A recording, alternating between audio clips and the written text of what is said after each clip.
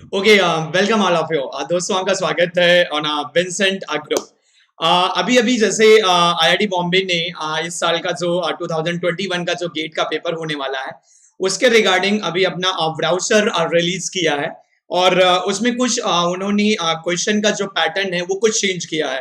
Clear. तो इसी के रिगार्डिंग अपन इस सेशन में बात करने वाले हैं। और मैकेनिकल का जो सिलेबस है, जो इस साल का जो गेट का सिलेबस है, वो भी हम लोग अभी ये समझने वाले हैं। एंड इंपॉर्टेंट डेट्स क्या हैं, कैसे अपन फॉर्म को फिल करें, तो वो सारी डिटेल इस सेशन में हम लोग डिस्कस करने वाले हैं। तो इस सेशन को लास्ट तक देखिएगा। एंड जो चेंजेस अभी आईआईटी बॉम्बे ने गेट के क्वेश्चन पैटर्न में किया है, तो ये हम लोग कैसे टैकल करें, या उसका एडवांटेज या डिसएडवांटेज क्या होगा। यानी पेपर का जो लेवल है वो डिफिकल्ट होगा या और आसान होगा। क्लियर। तो ये हम कंपेयर करने वाले हैं लास्ट के जो कुछ साल से जो गेट का पेपर हो रहा था। क्लियर। इस साल के चेंजेस को तो लास्ट तक इस सेशन में बने रहिएगा। And please like and share करना मत भूलिएगा अपने दोस्तों के साथ। तो चलिए जल्दी से स्टार्ट करते हैं। अभी अभी ये थोड़ा सा एक्साइटिंग है हमारे लिए, क्योंकि मुझे लगता है शायद अभी मैं पहला कैंडिडेट होऊंगा जो इस चैनल पे जो है ये इंफॉर्मेशन आपको जो है वो दे रहा हूँ। चलिए तो जल्दी से स्टार्ट करते हैं। जो आईआईटी बॉम्बे ने जो मॉडिफिकेशन दिए हैं इस साल के गेट के पेपर में 2021 में। चलिए दोस्त, स्टार्ट करते हैं जल्दी से फास्ट। देखिए, अगर अपन बात करें तो ये अपने को ऑलरेडी पता ही है कि गेट का पूरा जो डिटेल है वो सब अपना उतना डिटेल में नहीं जा रहे हैं। ये थोड़ा बहुत मैं हल्का फुल्का आपको बोल दे रहा हूँ दोस्त। क्लियर। हल्का फुल्का मैं आपको यहाँ से बोल दे रहा हूँ कि जैसे यहाँ से ये तो सभी को ऑलरेडी ऑलमोस्ट आइडिया है ही है कि आपका ये कंप्यूटर बेस्ड एग्जाम होता है, ड्यूरेशन 3 आवर का होता है। Clear. Total number of subject जो है वो 27 हो गए हैं इस साल, जैसे देखा जाए, जैसे पहले भी आईआईटी बॉम्बे ने रिलीज किया था। एक यहाँ पर जो है, जो आईआईटी बॉम्बे ने जो चेंजेस किया है ये मैं अभी आपको डिटेल में बताऊंगा। आईआईटी बॉम्बे ने इस साल जो चेंज किया है वो एक ये चेंज किया है। अब मल्टीपल जो सेलेक्ट क्वेश्चन है, क्लियर, ये ऐड किए हैं इस साल आईआईटी बॉम्बे ने। क्लियर। ये इस साल आईआईटी बॉम्बे ने एग्जाम के पैटर्न में ऐड किया। देखो, मल्टीपल चॉइस क्वेश्चन जो एमसीक्यू होते थे, यानी जिसमें सिंगल आंसर जो है वो करेक्ट होता था, सिंगल आंसर करेक्ट होता था, तो ये पहले से ही होता था। न्यूमेरिकल आंसर टाइप जो नेट होते थे ये पहले से ही था। क्लियर। ये पहले से ही था। इस साल से ये कॉन्सेप्ट इन्होंने इंट्रोड्यूस किया है कि एक से ज्यादा भी आपके ऑप्शन जो हैं वो मे बी क्वेश्चन में करेक्ट हो सकते हैं। क्लियर। तो ये थोड़ा सा कैसे है ये मैं अभी डिस्कस करूंगा आगे इस सेशन में। क्लियर। ये एक मेजर चेंजेस इस साल के आने वाले गेट के पेपर में आईआईटी बॉम्बे वालों ने किया है। क्लियर। एंड नेक्स्ट ये सारी चीजें तो ऑलमोस्ट पता ही है कि कितने मार्क्स का होता है, कितने क्वेश्चन होते हैं, जनरल अवेयरनेस के कितने क्वेश्चन होते हैं, एंड मैथ और टेक्निकल मिला के कितने क्वेश्चन होते हैं।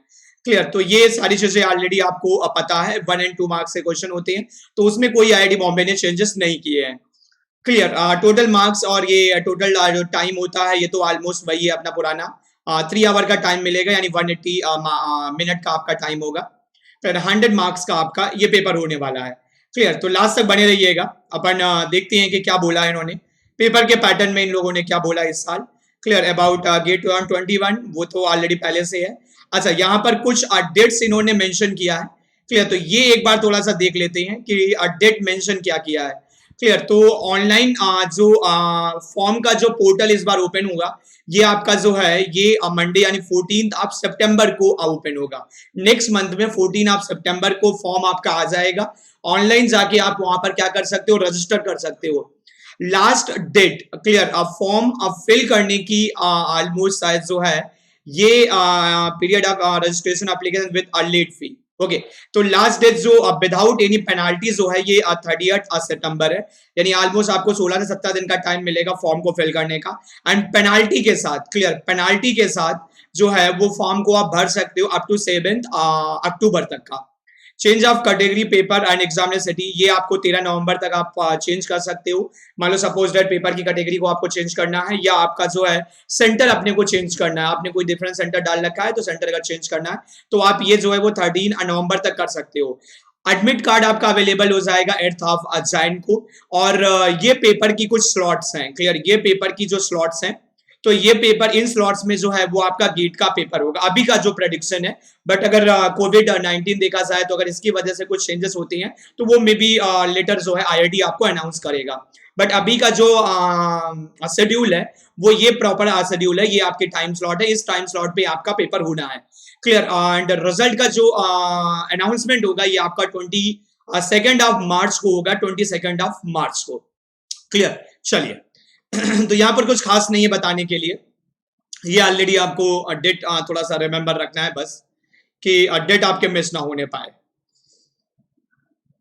चलिए क्लियर। तो यहां से डिफरेंट जैसे ये एग्जाम के कोड हो गए, सिटी एंड एप्लीकेशन प्रोसेस जो आपकी होती है वो आप यहाँ पर फॉलो कर सकते हो। क्लियर। ये आपकी फी हो गई जनरल एंड रिजर्व कैटेगरी की, तो ये आप यहाँ पर देख सकते हो। क्लियर। एंड टू पेपर का कॉन्सेप्ट क्या है वो मैं अभी आपको समझाऊंगा। क्लियर। एक टू पेपर का कॉन्सेप्ट है वो भी मैं आपको अभी समझाऊंगा। आइडेंटिटी प्रूफ बाकी आप ये पढ़ लीजिएगा थोड़ा सा। क्लियर। बाकी अपने को एग्जाम पे डिस्कस करना है कि एग्जाम का जो पैटर्न है। Just wait 1 minute. Fee payment option जो है, एडमिट कार्ड हो गया, एग्जामिनेशन रिलेटेड इंफॉर्मेशन, ड्यूरेशन है, एंड ये आपका है पैटर्न ऑफ क्वेश्चन। क्लियर। ये आपका स्क्रीन पे आ गया कि इस साल जो है वो गेट एग्जाम का पैटर्न क्या होने वाला है।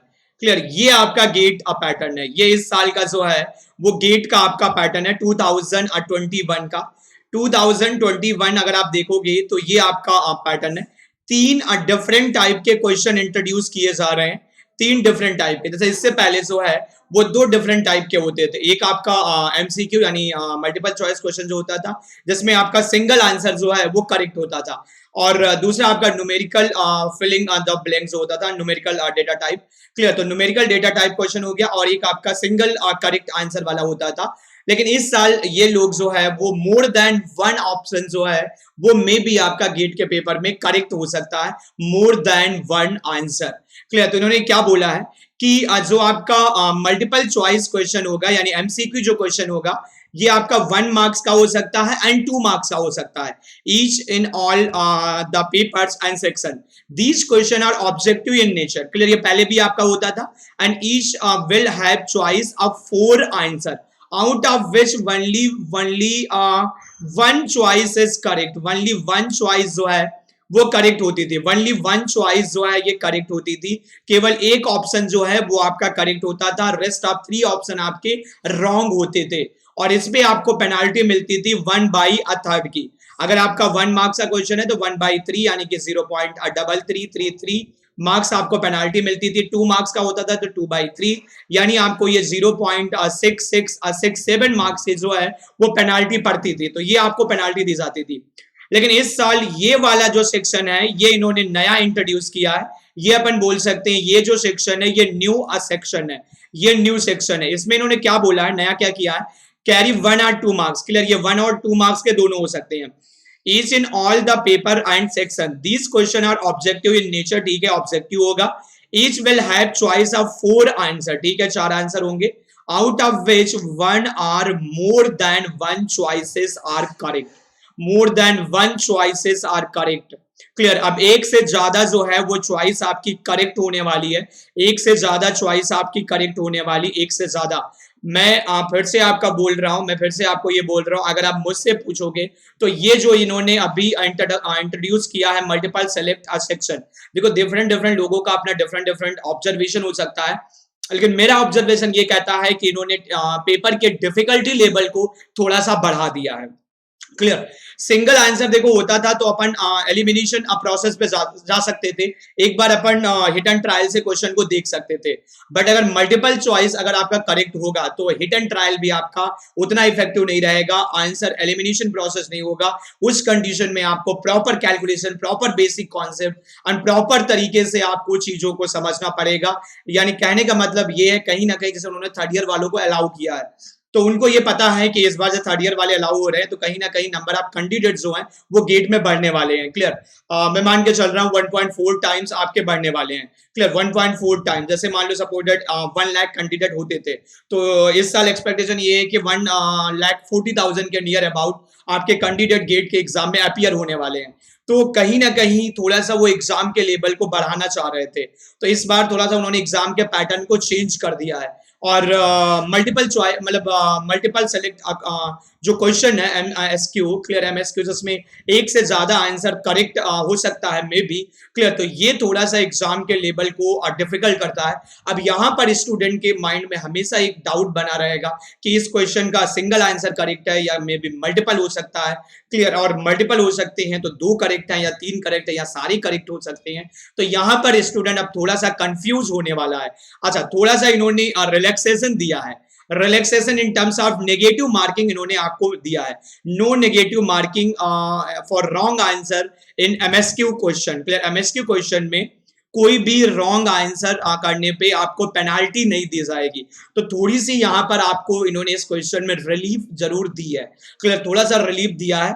और अगर एक आप सिंगल बोलते हो तो वो रॉन्ग चॉइस में ही काउंट किया जाएगा। मान लो किसी के 2 ऑप्शन जो है वो करेक्ट है और आप उसका एक ही आंसर करेक्ट करते हो तो वो सही नहीं माना जाएगा, वो आंसर जो है वो आपका रॉन्ग आंसर माना जाएगा, रॉन्ग कंसीडर किया जाएगा, क्लियर। तो ये आपके लिए थोड़ा सा चैलेंजिंग है जो इस बार इन्होंने किया है, क्लियर। और थोड़ा सा क्या इन्होंने चेंजेस किए हैं। अच्छा, बाकी जो न्यूमेरिकल आंसर टाइप का जो क्वेश्चन है, क्लियर, यानी फिल इन द ब्लैंक जो क्वेश्चन है वो तो आपका वैसे ही है जैसे लास्ट ईयर जो आपका पैटर्न था, क्लियर, लास्ट ईयर जो पैटर्न आपका था वैसा ही है, 1 और 2 मार्क्स का ये हो सकता है। और +-10% जो है ये लोग फ्लक्चुएशन कंसीडर करते हैं, क्लियर, +-1 10% ये फ्लक्चुएशन ये लोग कंसीडर करते हैं। और ये आपको जो है फिल करना पड़ता है वर्चुअल कीबोर्ड जो आपका होता है, और नो नेगेटिव मार्किंग, क्लियर। तो इसके लिए पहले भी आपकी नेगेटिव मार्किंग नहीं होती थी, तो अभी भी आपकी जो है इसके लिए नेगेटिव मार्किंग नहीं है दोस्त। तो इसके रिगार्डिंग जो आपका ये चेंजेस हुआ है एग्जाम के पैटर्न में, तो इसके लिए थोड़ा सा मैं आपको यही बोलूंगा, थोड़ा और अलर्ट हो जाइए, क्लियर, थोड़ा प्रिपरेशन को और बिल्कुल बेसिक पे लेके चलिए। आप थोड़ा सा मेरी जरूरत आपको पड़ेगी। अगर आप देखोगे तो मैं जिस वे में सब्जेक्ट को हैंडल करता था या टैकल करता था, अब उसकी रिक्वायरमेंट पड़ने वाली है। मैं हमेशा बोलता हूं बेस आपका स्ट्रांग होना चाहिए, छोटे छोटे पॉइंट के क्रिटिकल एंड क्रूसियल कॉन्सेप्ट जो है, ऑब्जर्वेशन जो है, क्लियर, वो प्रॉपर तरीके से आपको पता होना चाहिए। और देखो बहुत ज्यादा रिवीजन का स्कोप आपको नहीं मिलेगा। फिर से मैं बोलूंगा कि रिवीजन आप जितना रिड्यूस करते जाओगे उतना आपके लिए एडवांटेज होता जाएगा एग्जाम के टाइम पे, क्लियर। तो उसके लिए आपको बिल्कुल डेप्थ में चीजों को देखना पड़ेगा, बाहर बाहर देखने से कोई फायदा नहीं होने वाला है। अब आपके 2 सेक्शन जो है वो ज्यादा डिफिकल्ट हो गए हैं। पहले एक ही सेक्शन हुआ करता था, न्यूमेरिकल आंसर टाइप जो आपका होता था, अभी ये 2 सेक्शन जो हैं वो आपके डिफिकल्ट हो गए हैं, ये 2 सेक्शन आपके डिफिकल्ट हो गए हैं, क्लियर। अब इन 2 सेक्शन के लिए आपको थोड़ा सा और प्रिपरेशन देना पड़ेगा प्रॉपर तरीके से, क्लियर।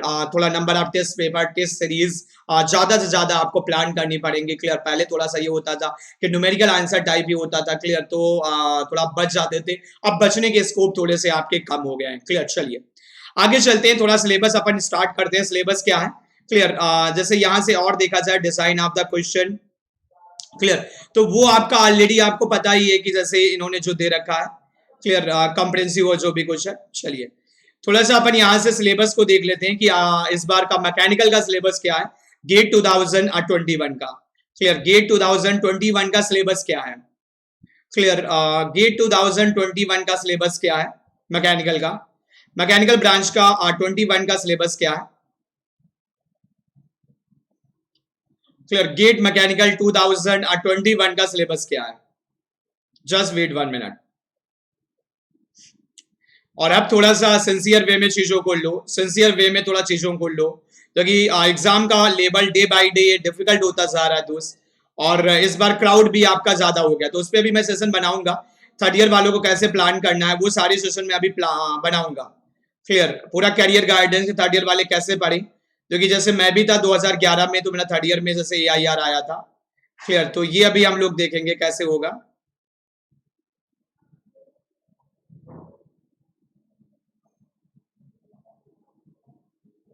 चलिए, तो जो पेपर का सिलेबस है इस बार का, ये सिलेबस आ गया आपके सामने,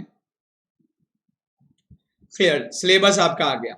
देखो लीनियर अलजेब्रा यानी मैथमेटिक्स जो अपनी होती थी 15 मार्क्स की, तो 15 मार्क्स की जैसे ही आपकी ये मैथमेटिक्स होती थी 15 मार्क्स की, क्लियर, 15 मार्क्स की मैथमेटिक्स।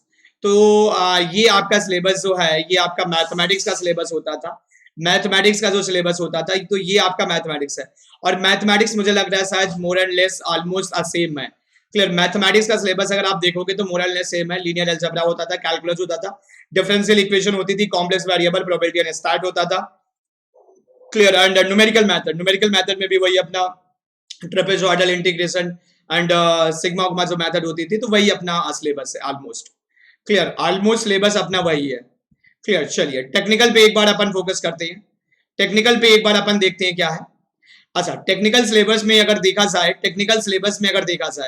क्लियर, तो टेक्निकल सिलेबस में पहला जो आपका सब्जेक्ट जो ग्रुप होता था सेक्शन 2, तो ये आपका applied mechanics and design section है, जिसमें आपका engineering mechanics, clear, strength of material, third subject आपका theory of machine including vibration, and fourth subject आपका मशीन और डिजाइन।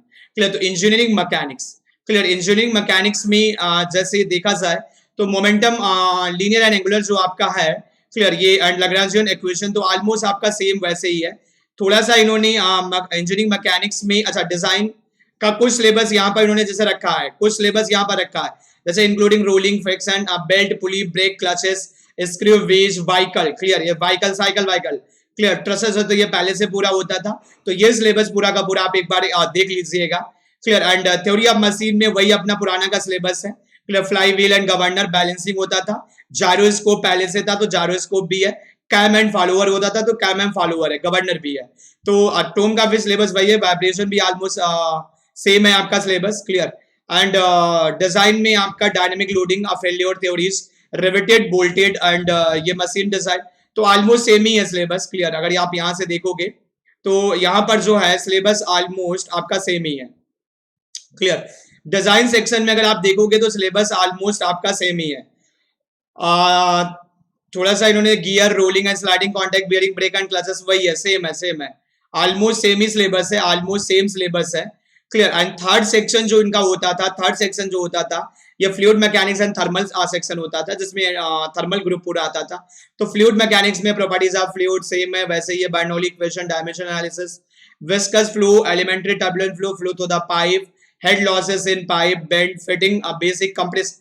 ओ, एक टॉपिक यहाँ पर बड़ा है, यहाँ पर गेट में एक टॉपिक बढ़ गया यहाँ पर, ये कंप्रेसिबल फ्लो बढ़ा है, यहाँ पर गेट में एक टॉपिक बढ़ गया है, कंप्रेसिबल फ्लो बढ़ा है, compressible flow, fluid mechanics compressible flow बढ़ गया है, कंप्रेसिबल फ्लो मेंशन कर दिया इन लोगों ने।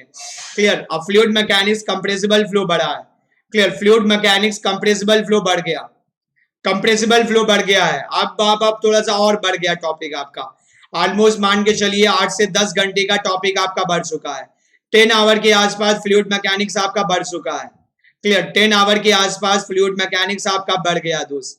क्लियर, कंप्रेसिबल फ्लो बढ़ गया, कंप्रेसिबल फ्लो यहाँ पर बढ़ गया है, तो कंप्रेसिबल फ्लो बढ़ने की वजह से ऑलमोस्ट 10 आवर का सब्जेक्ट आपका जो है एफएम आपका इंक्रीज हो गया है। चलिए आगे। क्लियर, पहले ईएससी में आता था, यहाँ नहीं आता था, तो अब ये बड़ा है, तो सिलेबस आपका बढ़ गया दोस्त।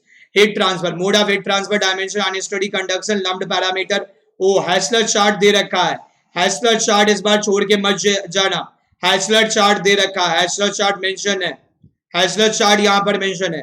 Free and forced convection heat transfer, clear, correlation, flat over a pipe, turbulence, heat exchanger. अच्छा, ये याद रखना कि इनसाइड जो है, इनसाइड कन्वेक्शन हीट ट्रांसफर मतलब फोर्स्ड कन्वेक्शन पाइप के अंदर, ये इंपॉर्टेंट है।